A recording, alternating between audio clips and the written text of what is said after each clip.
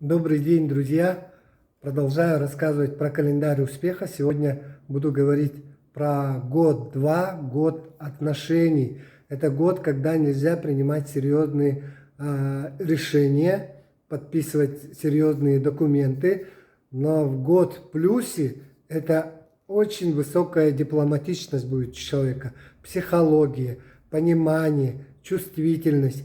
А чтобы понять себя и понять других людей, человеку нужно задавать в этом году много вопросов, чтобы выстроить хорошие отношения. Это год, когда нужно все отношения, имеющиеся отношения, нужно наладить и вытащить на другой уровень. Если у вас есть где-то были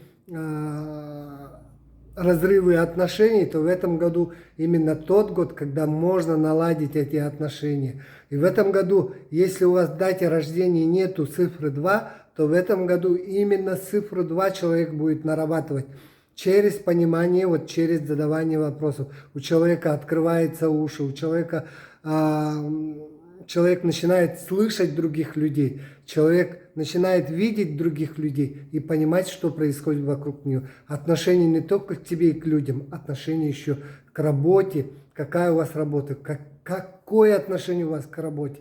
Поэтому следуйте